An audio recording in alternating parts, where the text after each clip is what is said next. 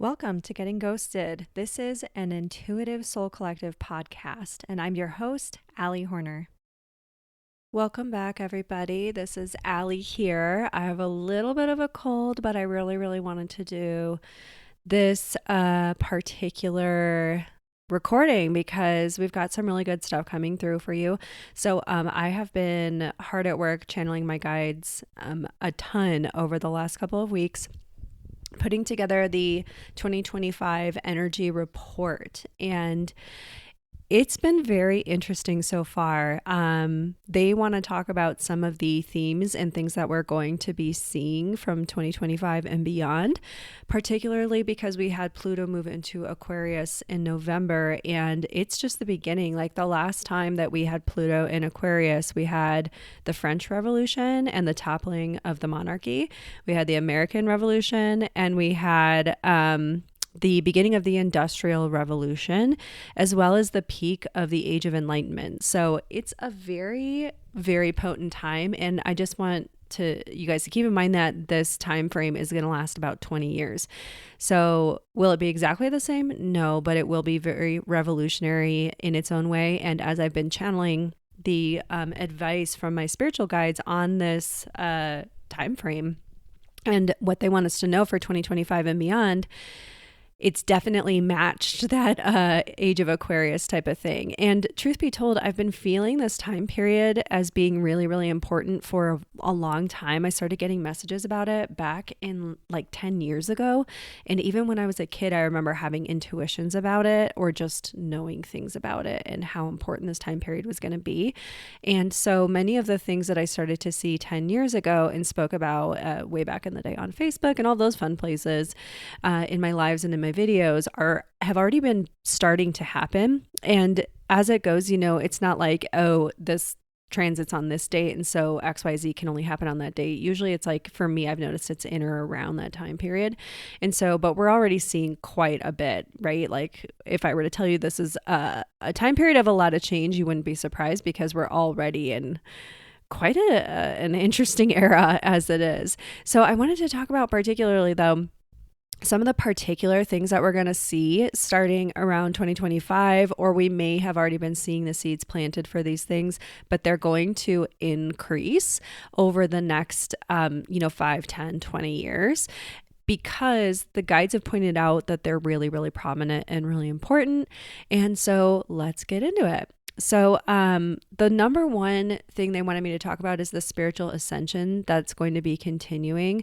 There are many other reasons why this is like prime time for that. But one of the main things that we're going to see through this Pluto in Aquarius transit that's going to last for so long is that this time period is going to be very revolutionary. It's going to be all about collective consciousness, and it's going to be about systems and structures changing on a global scale. It's going to require that we go from me to we mode, and that we're able to balance our sovereignty with our oneness, with our united entity that we are, with our collectiveness. Because when we have too many people that are in the me and mine type of mindset, we see what begins to happen. And we've been seeing this play out in really interesting ways in the past, like one of which is the emphasis on the narrative around empaths and narcissists. Narcissists obviously being a me, and empaths being sometimes the flip of that, or the, I guess I should say the flip side of that. And so this has already been playing out to quite an interesting degree. We're also seeing a lot of power shifts, and we will continue to see that. So the end of hierarchical structures. Now, I don't think that they're going to go away altogether, but I do think we're going to see the beginning of the toppling of them.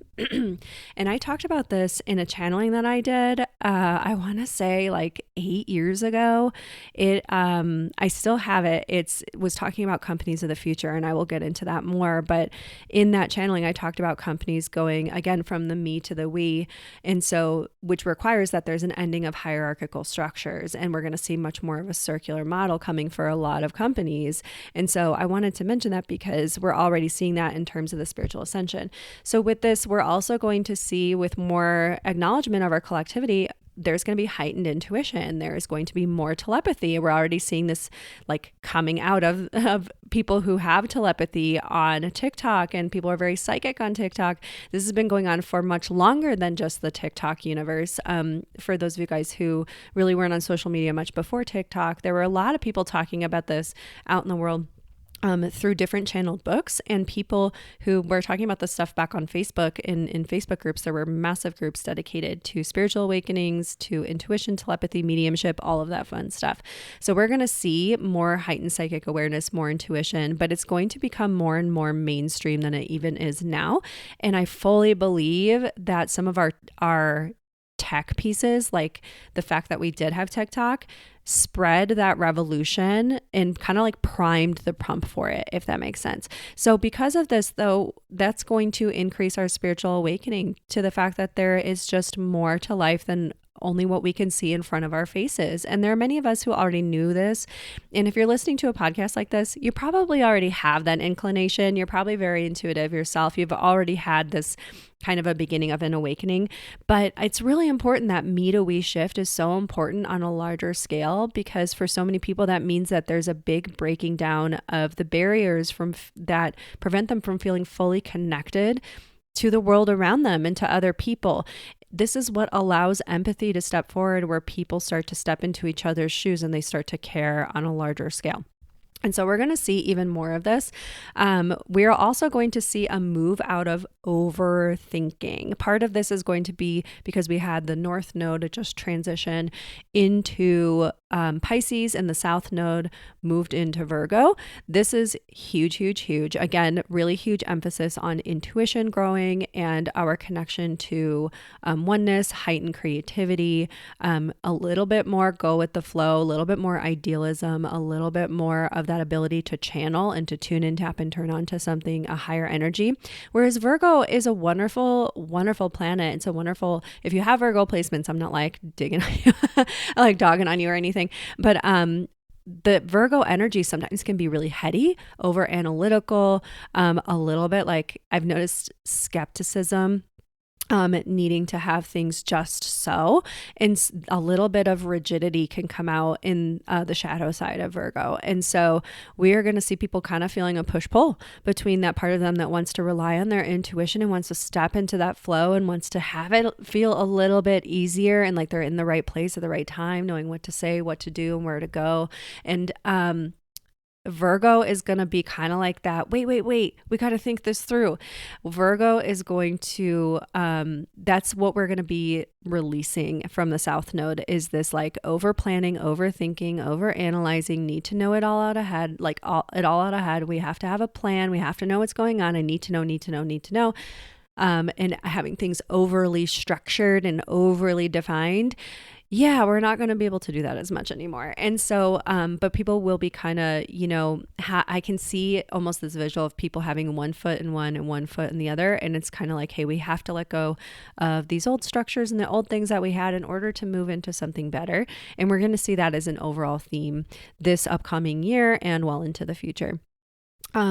So we're going to see also, I want to mention, because we're going to see more heightened sensory ability and more telepathy, more intuition, and heightened, just heightened senses, heightened awareness of what's going on with other people in the world around us.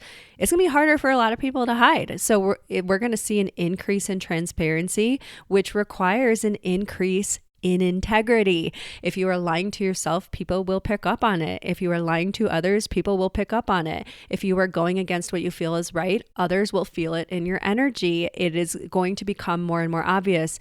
This is a good thing in essence, because the truth will be revealed and we will be able to be better supporters and kind of watch over each other and say like, hey, like, my gut just says like, you keep saying you got to do this way and you feel like you have to blah, blah, blah. I don't know. I'm hearing a little heaviness in your voice. I'm feeling my gut just keeps telling me something's not quite there. I don't know. Am I off? Are you Is that true? And then the other person's like, oh man, like you see right through me. So increased need for transparency. Again, we will have a lot of people's egos are going to really, really hang on to this because they don't want to feel so vulnerable. They don't want to feel like other people can see through them.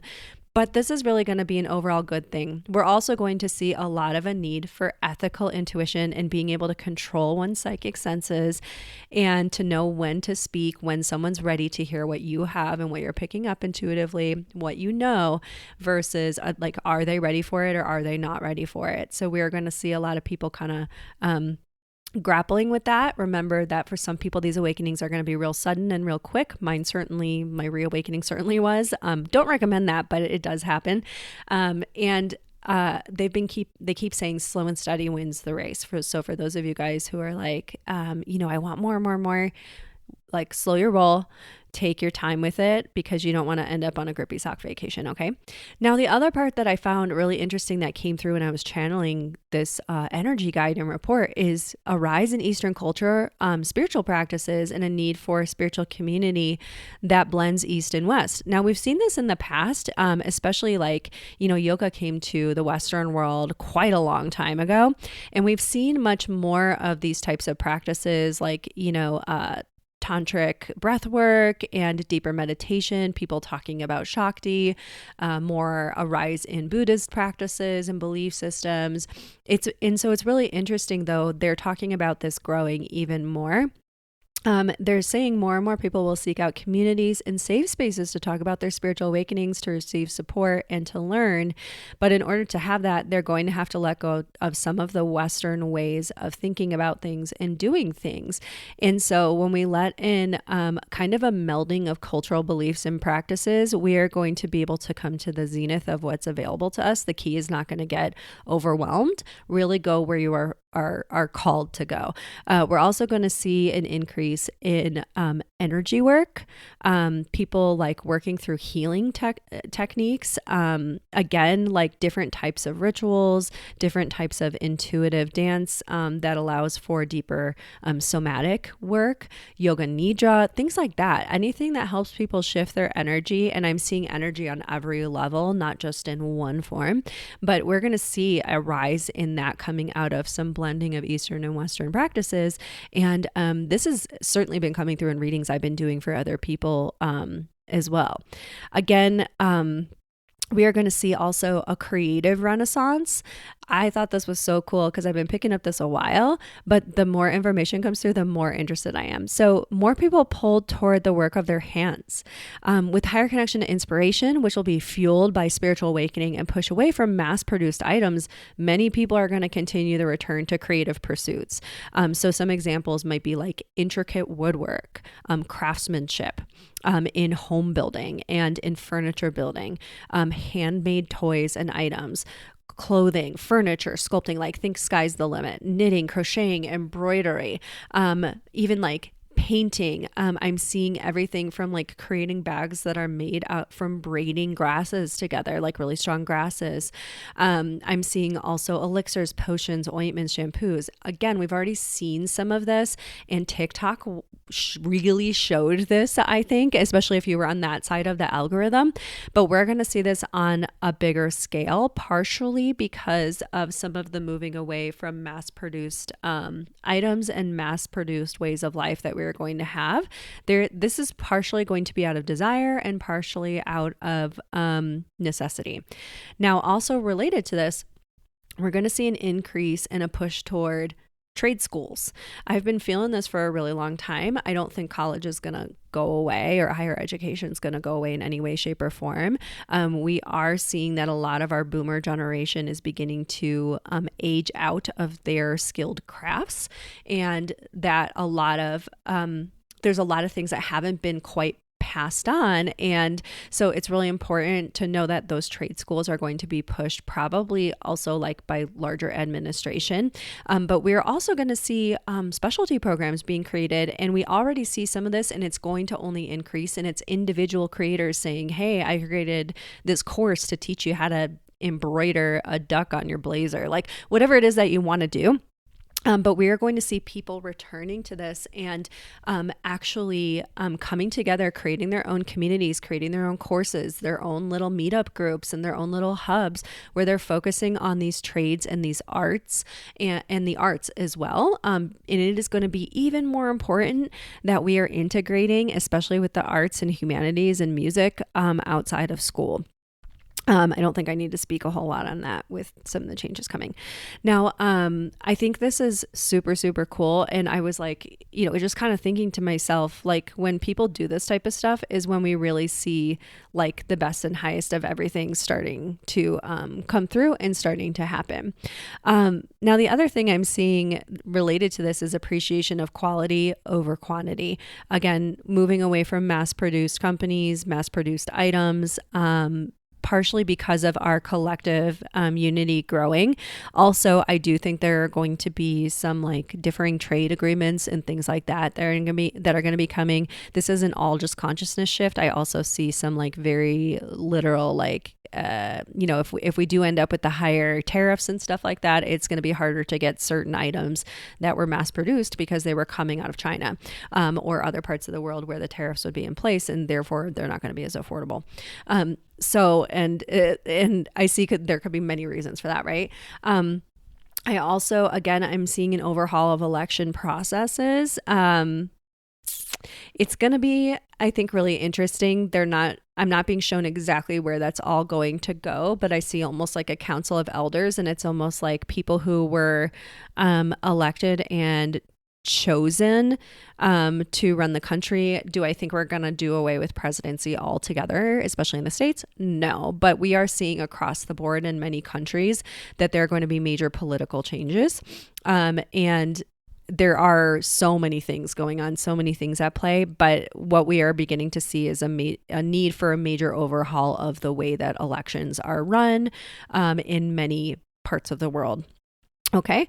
The other thing they wanted to just emphasize on this is we are at a particular stop on the map, not right now. So think about, we had to pull off the highway, take a little break. And this is just where we happen to be refueling the car, checking the tire pressure, etc. But this isn't the final destination with the whole election processes and where we're all going politically. So just keep that in mind. We are also going to see the rise of women and the feminine. More and more women are going to be questioning patriarchy, and a lot more men are going to be questioning patriarchy. They're going to be questioning their roles in society and noticing what they value. There is going to be increased desire for individuality, which will facilitate the spiritual awakening and also come from the spiritual awakening. So it's part and parcel of that.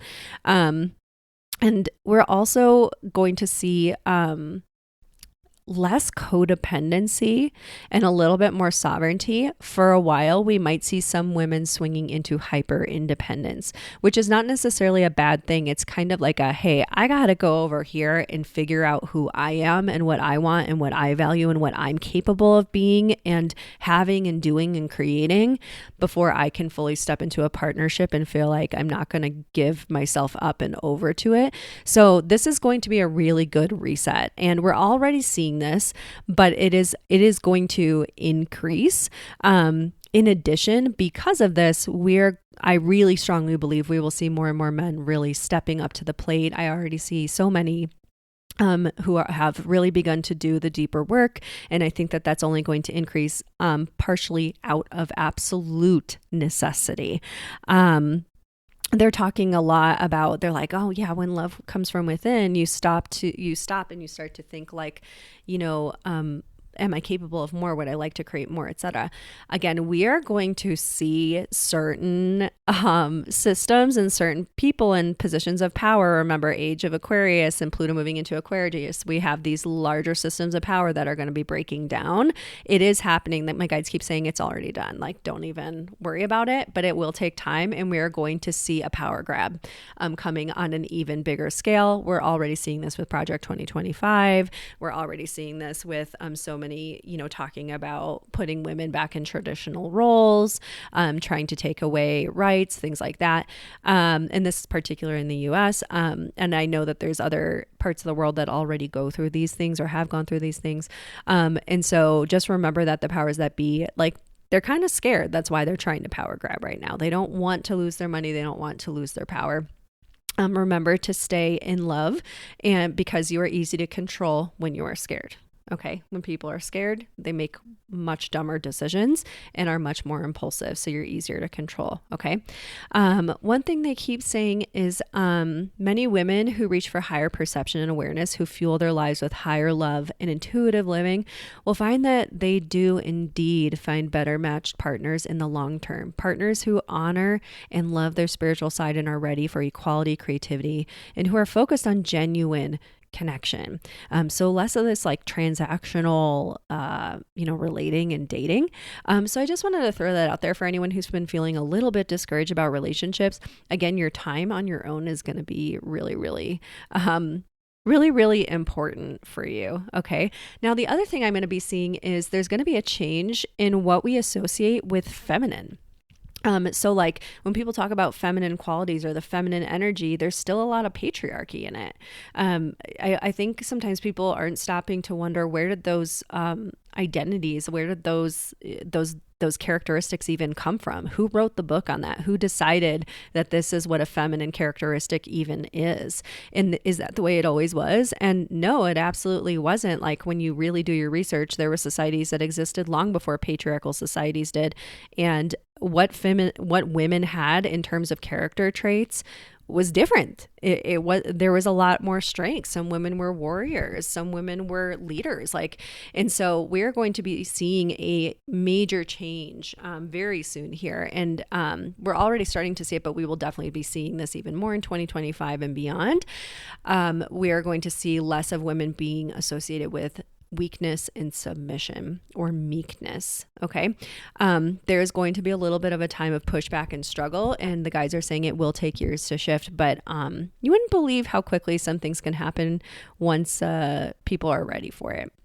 In addition, with the increased sovereignty and comfort with being single, this is going to be fueled also by connection to higher purpose, higher love, and loving all as one.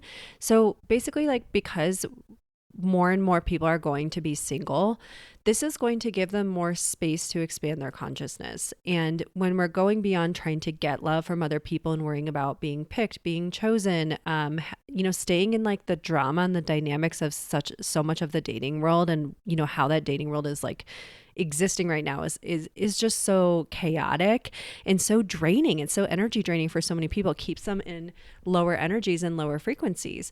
And so with so many people leaving that and just genuinely having no desire to do it anymore, to even try to do it anymore, that is going to fuel a lot of our spiritual awakening and also be caused by our spiritual awakening. This is going to help people start to realize love is everywhere. I can fall in love with life itself. I don't have to seek it out from one person. We're also going to see people loving and valuing themselves, loving and valuing their time and energy on earth, and really being intentional. And so this is going to create a lot more sovereignty, and we will see also a lot of people diving in deeper with their larger community and engaging in more of a platonic type of love, a love that celebrates and honors all and isn't about picking just one person over everyone else. So we're going to see finally the end of the illusion that romantic love is the highest form of love and should be put on a pedestal, which came very much out of patriarchal values. And since a lot of that is going to be dismantling itself, we're going to see a lot of people who are beginning to recognize I am love. And if I am made in love, with love, for love, to love, by love, you know what I mean? And they're going to start to go, why am I looking for this so much outside of myself? The irony of this is that with that recognition and with, being filled with more and more of these higher frequencies and these higher energies of creativity and wonder, and just spending time doing things you enjoy and spending time with people you enjoy, and it not being so much about dating and looking for some elusive soulmate or whatever. The irony is that within those higher energies, a lot more people are more likely to find far better partners. And these partners are going to also be in those better frequencies. Now, again, it's not going to be like a if this then that, like a straight shot, type of thing. There is going to be a lot of push pull and up and down with this over the years. And just know that, like, if you're going through that type of stuff, lean into your interests, lean into your hobbies, lean into loving yourself, lean into what you enjoy. Fill your life with so much joy and so much, just so much of a zest for life that you're not looking for love where it's not going to be found anyways. And instead, just know that the more that you love life and the more you're doing your thing, you're more likely to meet someone more aligned to you anyways, if or when it's the right time. This is also going to put us back more in the focus of community, collaboration, and connection, which is so important because since we have had such a focus only on like coupledom and always looking for love in one particular partner and yada, yada, yada, what has happened is we've lost our sense of community in so many ways. And that coupled with the pandemic and everyone living, in separate homes, separate apartments, which isn't necessarily bad, but it has like brought this forward.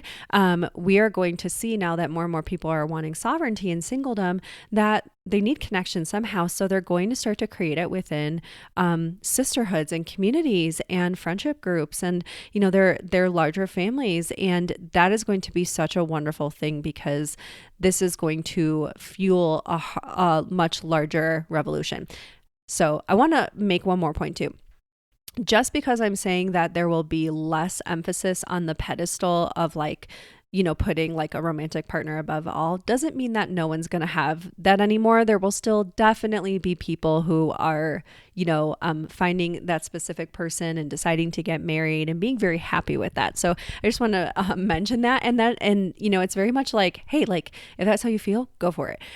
There's nothing wrong with any one way of living, but, I just want to mention that because there will be more and more shift into people moving more into the singledom. And I want to say too, this has come up in many, many, many of my readings, that a lot of people are really like meant to do other things for a while. They're not meant to just be like finding that one person, settling down and just focusing on that person when they have so much more to do on earth than that. And so it's not like you can't do that once you're married. When you have a really great partner, you'll be able to do like that and more when you're, within the marriage. But a lot of people, unfortunately, are choosing partnerships that don't allow for that.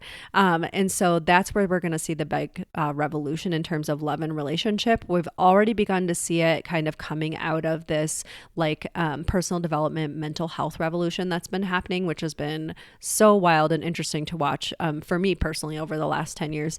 But it's going to definitely be continuing. In addition, we are going to see even more return to nature. So just kind of shifting gears here. I have been picking up on this and talking to people about this for a really long time, but more and more people are going to be craving nature. Part of this is going to be because of their heightened sensory needs, and being in nature is going to be so much more soothing than being in, around the buzz and the hustle of city life or even of suburbia. Also, people who are highly sensitive are going to need somewhere where their nervous systems feel safe and held and calm in nature. Being out in the woods tends to be that place. I've been seeing a lot of emphasis on trees, mountains, and water, but I'm seeing mostly trees and mountains. For people like they're wanting to feel more and more grounded, at least for this next year. Okay. And so I'm seeing a lot of people who are also going to have more of a respect and appreciation and just a reverence for nature, because I think people are realizing how much we have not been paying attention to the natural world, even though it is so wildly important for us. And I also think people are going to be like, I don't know how much time we're going to have in certain spaces and places that I love so dearly. And I don't want to waste any more time. I want to go see the national parks. I want to go see this area. I want to go visit that part of the world. I just got to go do it. And so that respect and thirst for life is going to come through in more and more of an honoring of nature. Now that's kind of related to this next piece, which is a continued rise in homesteading and community-owned properties.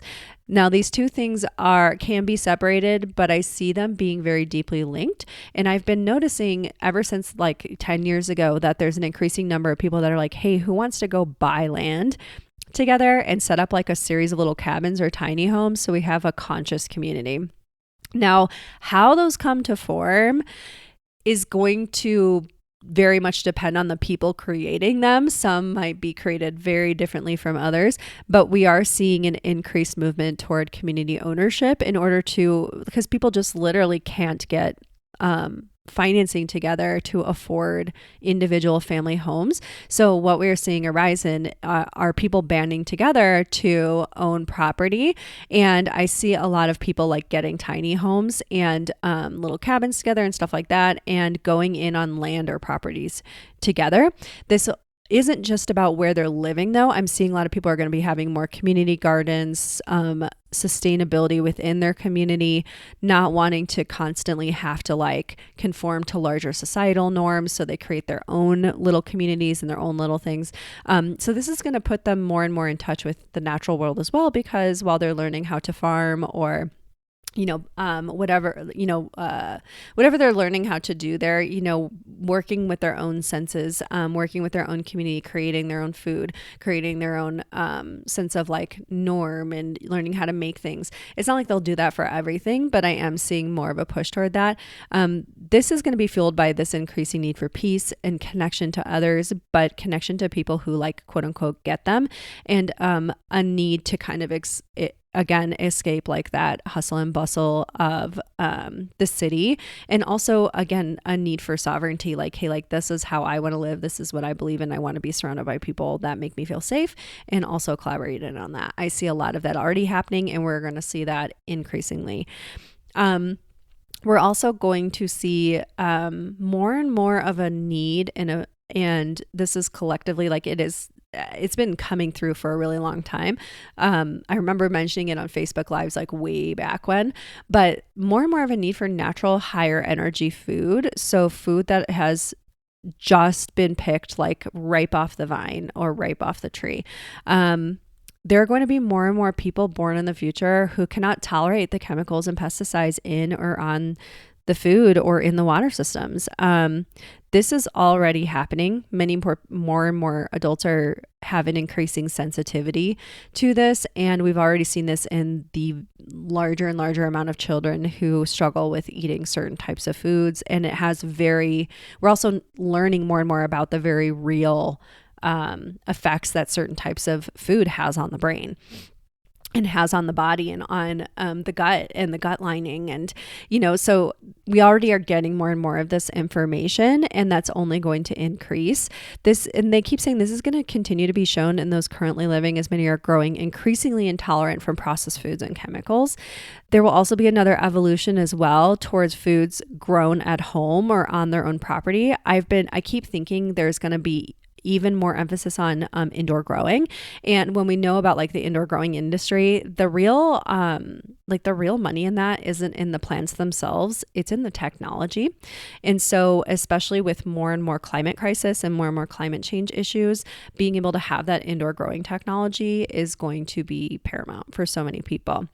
But when plants are picked fresh, they have far more nutrition than when they've been flash frozen or put on a truck and then, driven out to the city where they could be on the truck for several days and getting packaged just right and yada, yada, yada. So we are going to see more and more emphasis on people growing their own food, even in small amounts. And then we're also going to see, I believe really strongly over time, again, not right away, but over time, more and more people going vegetarian. I also feel that this will be out of necessity. Now, I don't want to speak too soon, but we're already seeing certain things like bird flu and issues with the eggs and like, I don't know. I just kind of keep thinking there's something coming. I can kind of feel, and especially at different points in time where it's going to be more necessary for larger parts of the population to be vegetarian. Also, this is going to have to do with even more than just that. It's also going to have to do with people's dietary needs changing more and more over time. Eventually, over time, more people are going to find that they desire less and less food overall because our bodies are going to very literally, due to evolutionary changes, lighten. And so what I keep being shown intuitively is people's skin becoming more and more almost like translucent. And that doesn't mean necessarily literally lighter as in the amount of melanin in the skin. It's more so about the skin's there's like a glow underneath or a radiant quality. And I keep seeing that people will have certain similarities that have to do almost similar to plants. It's hard to describe, but I keep seeing that over and over. Now, keep in mind, I feel that is very, very, very far in the future, like thousands and thousands of years. However, I have heard more and more people it's sort of in waves over the last several years who are saying, I just don't have an appetite. I just don't feel like I need as much food right now. I don't know. And because I do so many readings with so many different people on a day-to-day and weekly basis and have been for such a long time, I tend to see things that are going on collectively, not just intuitively or hear about it from my guides, but also themes that come up in all the people that I'm talking about. So I tend to notice like, oh, this is going on across a whole bunch of people who have nothing in common, are not connected in any which way, don't live in the same areas of the country or even the world in a lot of cases, come from all different walks of life. But I do already see this happening, and I believe it's going to be happening more and more.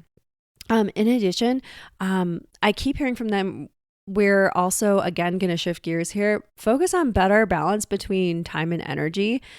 They've always told me time is not the energy. It's the way that we're programmed to think about time, especially in the Western world. So I'm seeing a lot of people where we're already kind of seeing this in terms of how people think about work and being able to work remotely, being able to kind of break free from that 9-to-5 button seat, getting paid dollars per hour. That's going to begin to change, but it's going to come also from an overall understanding of what actually is valuable, and it's not time, it's energy. So we're going to see more and more value put on the quality of people's work and the work getting done versus the amount of hours that they're getting paid for. We've already seen this shift happening for quite a while, but it's going to become much, much larger scale. In addition, they keep saying like, because of this shift from thinking time is the most important thing to understanding energy is everything, and our energy is the most important resource that we have, we are going to put so much more emphasis on spending our time, or investing our time rather, in things that elevate our energy rather than drain our energy. So a lot of these things are interlinked, if you can't already tell. So they keep saying there's going to be more of a push toward self-care, but in a very different way, and more of a push toward remote work, people being unwilling to take jobs that make them work full-time or long hours without a great pay or great environment, or without lifting their energy. So we're going to see even higher discernment. Now, again, there's going to be people that push against this, and they're like, everyone's so picky, why can't you just blah, blah, blah? Like, everyone's so lazy. No, they're not lazy. They're just more discerning. And with the heightened sensitivity, a lot of people are going to be so much more mindful about their energy, where they're pouring it into, what they're doing with it when they're alive. And this is all connected to our health and well-being as well, because as our stress increases, so do our chances of getting sick. So this is all very, very, very interlinked. Well, that wraps up this episode. Thank you guys so much for listening. And just in case the TikTok ban does go through, just wanted to let you guys know that for those of you who found me from TikTok, I'm so grateful to have gotten to spend so much time with you guys and do so many fun readings and channelings for you. You can also find more from me in my Patreon group, where I will be putting even more into those groups and into the free Patreon tier and free Patreon group, which will allow us to create a little bit of community as well. I'm also on Instagram at Spirit Speaker 25, on YouTube at Spirit Speaker 25, and in addition, I have a Blue Sky account, which is also Spirit Speaker 25. I'm so grateful to have been able to hang with you guys on TikTok, and hopefully the ban doesn't go through and something comes in at the 11th hour. So we will have to have to see, but hopefully I will see you guys there. And if you are looking for readings, you can always go to my website. That will always be there. It's intuitivesoulcollective.com. There is an area on the website where you can sign up to jump on to my newsletter. I do not send a lot of newsletters, but it's a great way to get emails from me and find out about readings and courses, get channeled messages here and there and more. And I always think about with social media, like any app can, they can change the algorithms, they can close down groups, they can ban accounts, they can do that at any time, but no one can take away your newsletter. So like they're not going to take down your website or take away your newsletter or an e-newsletter, you know what I mean? So I know that we don't all like to have one more email, but if you would like to sign up, just know that I do not spam people with tons of emails, but it is another good way to keep in touch. So feel free to go sign up for that. And again, thank you guys so much for listening to this episode of the podcast.